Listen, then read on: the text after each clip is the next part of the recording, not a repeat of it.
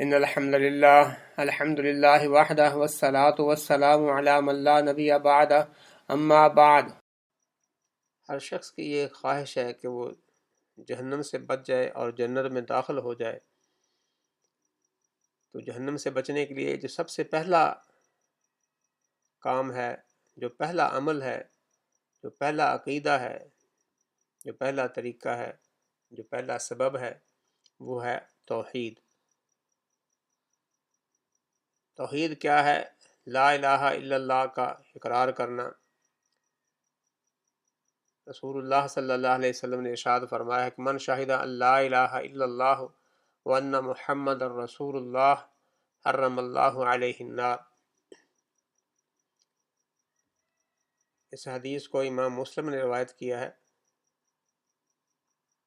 جس شخص نے یہ گواہی دے دی کہ اللہ تعالیٰ کے سوا کوئی معبود نہیں، کوئی برحق معبود نہیں، اللہ کے علاوہ کوئی معبود ہے ہی نہیں،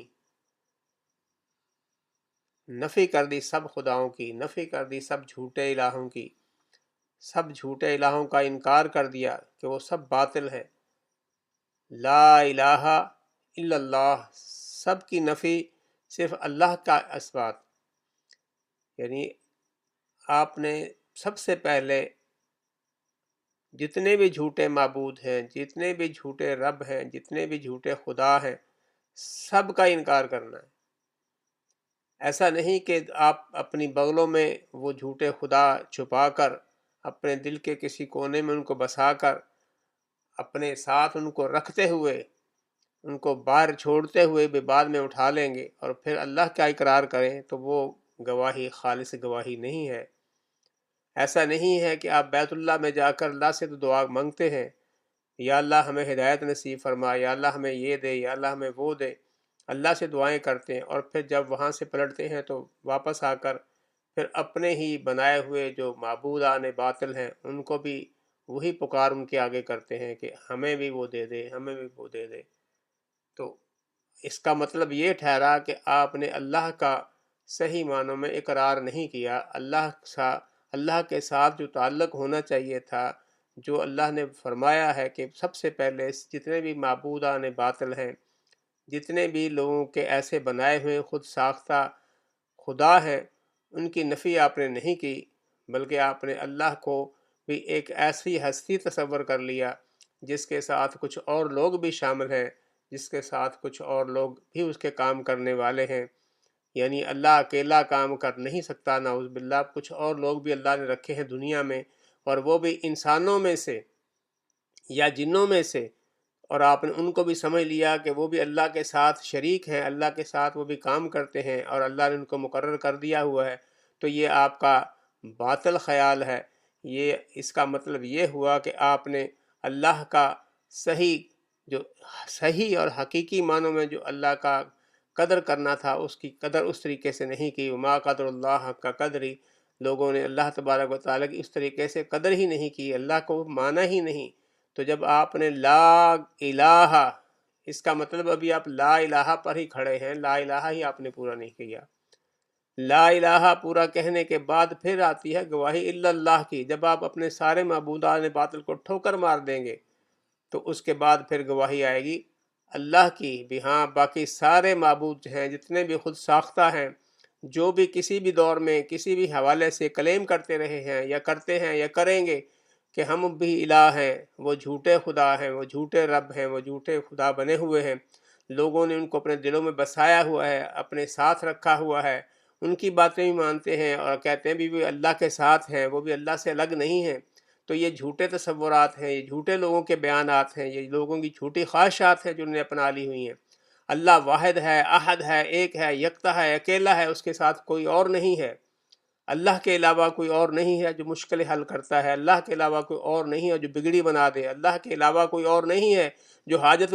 روا ہو، جو مشکل کشا ہو، اللہ کے علاوہ کوئی اور ہستی ہے ہی نہیں کائنات میں جو کسی کی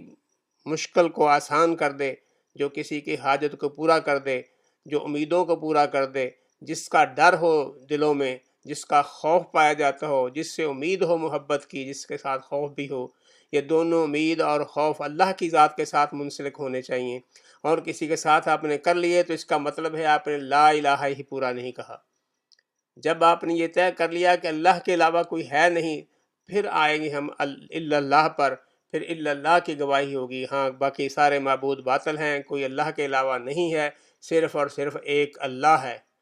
اور وہی اللہ سب کا مالک ہے، رازق ہے، خالق ہے، وہی قہار ہے، جبار ہے، غفار ہے،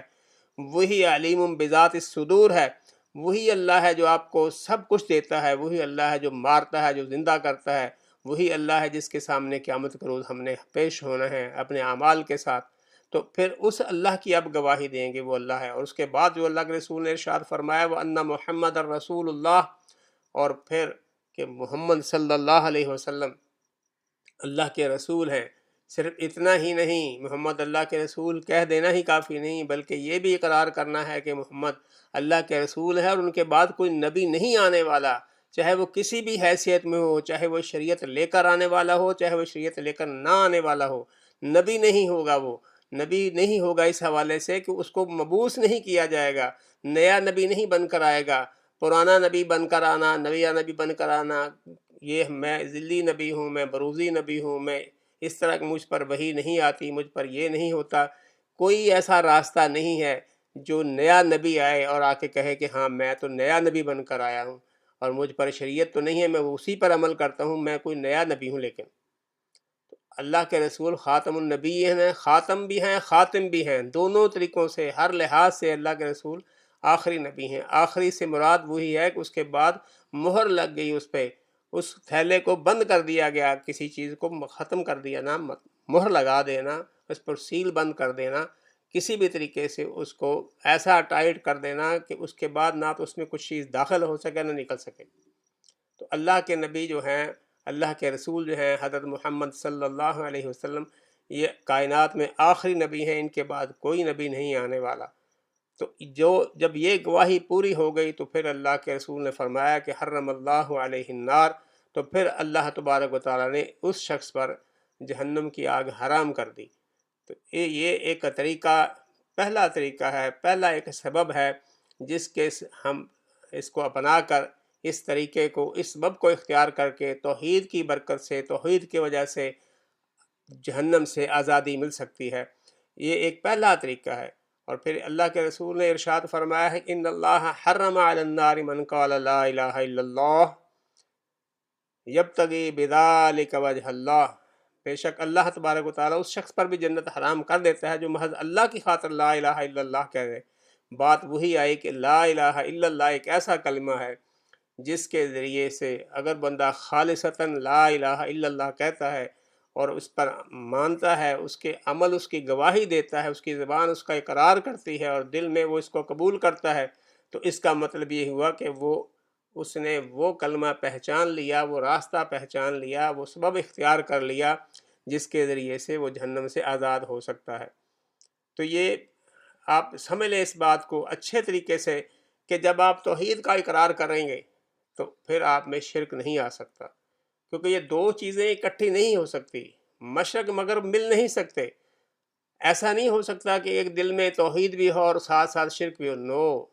ناٹ ایٹ آل، نیور، کبھی ہو ہی نہیں سکتا یہ توحید اور شرک اکٹھے ہو جائیں۔ جس دل میں توحید ہے وہاں شرک نہیں ہے،